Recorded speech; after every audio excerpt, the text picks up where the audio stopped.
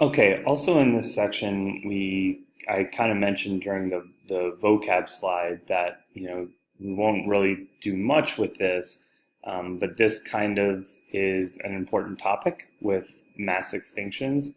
So the main reason for this, because again, trying to bring back all the vocab terms and terminology. So when you have a bunch of species wiped out, things that we learned before, like the bottleneck effect. So how there's only going to be certain traits and stuff like that because only a certain number of individuals would have survived that catastrophic event. So then that actually ends up leading to what could be a new founder effect and could be a new adaptive radiation.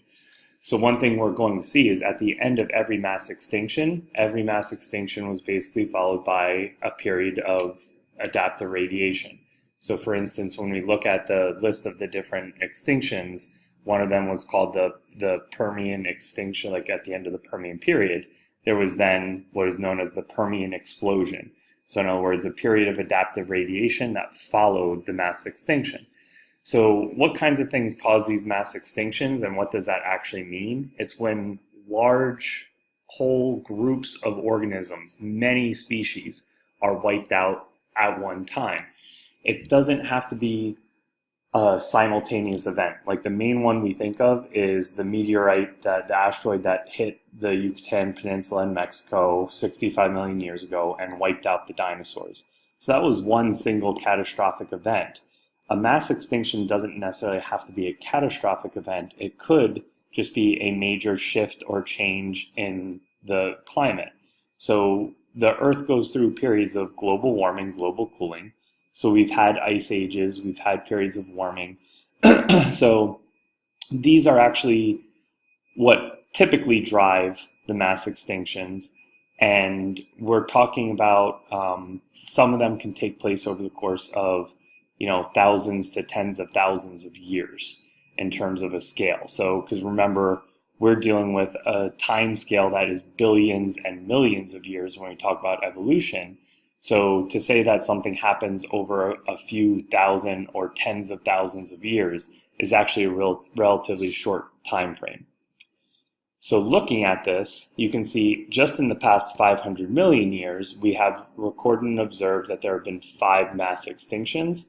And basically, when we look at those mass extinctions, more than 50% of all the species that ever inhabited the planet went extinct. So, when we see fossil records of things that no longer are around, just know that what is alive only represents about 50% of what has ever lived on the planet.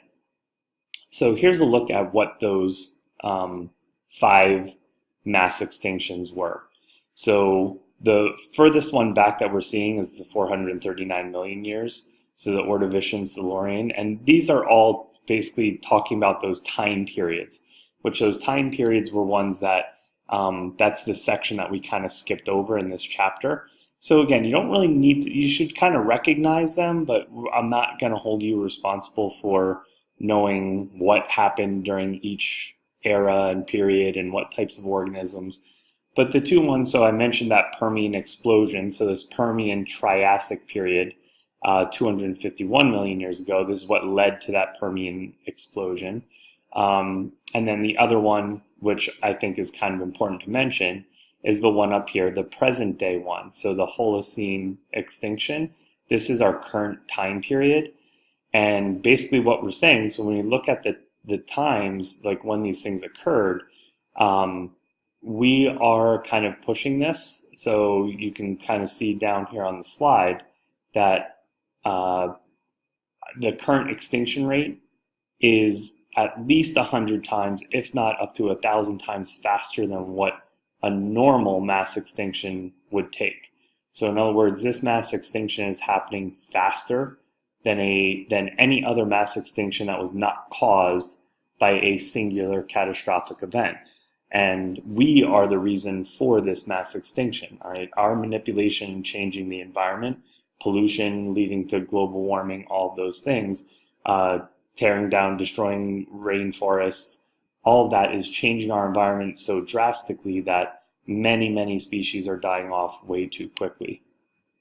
So, as I mentioned, mass extinctions are generally followed by a period of adaptive radiation. So this is kind of a connection piece here. And what you're seeing, so marsupials, which the most common one that you guys are familiar with is the kangaroo, are only found in and around Australia and New Zealand. So what's interesting is why.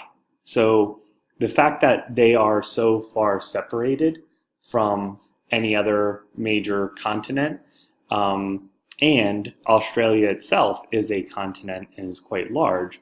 So there were lots of new habitats to kind of adapt to. So one single marsupial ancestor kind of went through multiple adaptations and changes to the multiple different environments, and that's what led to that. So let's look at some of the connections here. So again, as I mentioned in the previous slide, so allopatric speciation, so the fact that there were physical barriers, so the fact that Australia has become separated, by the ocean from other parts of Asia, South Africa, places like that, where, continental drift has sort of pushed it to. Then the bottleneck effect, the fact that there were only a certain number of organisms that might have survived and originally lived on the Australian continent, allowed for the founder effect to take place, which leads to divergent evolution. And remember what I said before, divergent evolution is kind of a synonym for adaptive radiation. Divergent simply means when one species splits into two. So when we have divergent evolution occurring numerous times, that would be an adaptive radiation. Also then, within so sympatric speciation, remember you have overlapping populations, or it occurs within a population.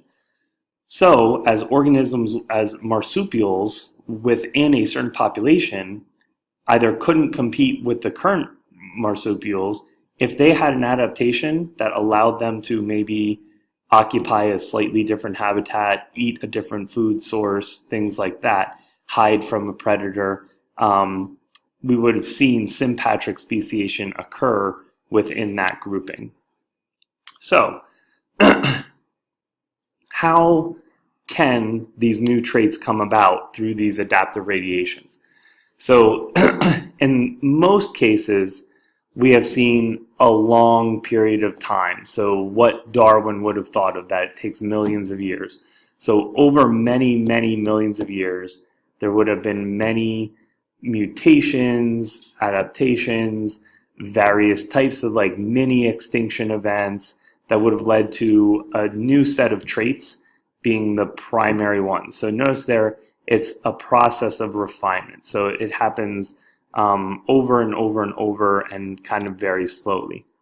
However, sometimes, so when you see that, the gradual adaptation is sort of what I just mentioned.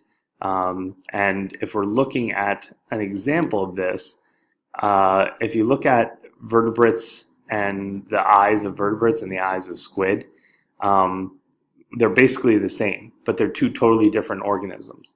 So squids are an invertebrate, completely different classification compared to vertebrates, which we actually fall under that large category of groups of animals.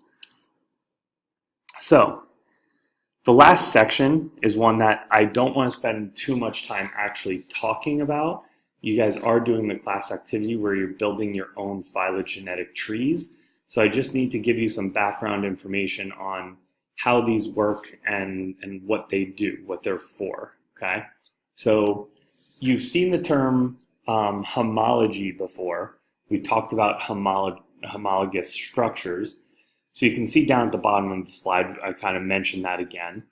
So phylogeny is actually the study of how to group the organisms based on evolutionary history. It's a little bit different from another term you're going to see a little bit later, which is taxonomy. Taxonomy is just classification. So phylogeny includes that evolutionary history component to the classification and grouping of them. So three different things to kind of look at. So we can kind of trace or create our trees based on a fossil record. the one you guys are doing with your activity, you're basically kind of, and this is where I asked you to sort of think about the speciation, the species concepts. So you had the biological species concept, morphological, and ecological. And I had told you that most of what you're doing is grouping them based on morphology, how their structures, how they look. You can also base them, which is what we do today more of, is molecular homologies. That's basically studying their DNA and comparing. So if you've heard that, chimpanzees and us have 98% of the same DNA. So that lets us know that we're very close to them on one of these phylogenetic trees, okay? Another new term, so this term was mentioned, I put it in that middle section, but really it kind of comes into play here too. So sometimes, and they always give the example of the emu, a llama, and I think it's called a rheas. They're all basically tall, large, flightless birds that kind of like an ostrich almost, and they're found on different continents, but also that would kind of make us think that they are different organisms. But because they look the same, and if we were going to group them based on morphology, we'd probably put them all in like the similar same groups, even though if we looked at their molecular homology, they might have evolved from totally different organisms. And the main reason why they look a lot alike is because their environments are a lot alike. So if their environments are similar, then the adaptations that make them successful would be similar. So then they're all going to look alike. So if we talk about this, then we're going to use the term analogous structures. So analogous structures basically indicate that convergent evolution is taking place. Because if you remember, analogous structures were ones that were completely different structure, like form, but because the function was the same or similar, they looked similar. So that's what convergent, so convergent evolution kind of means we're sort of coming together so that things sort of look alike. Compare that to homologous, where homologous was when it's the same structure, but because they're used for different functions, they take on slightly different shapes and forms, like the bat wing and the whale fin and the human forearm and stuff like that. Okay, so that's showing how we radiated, so adaptive radiation leading to divergent evolution kind of took place. Okay?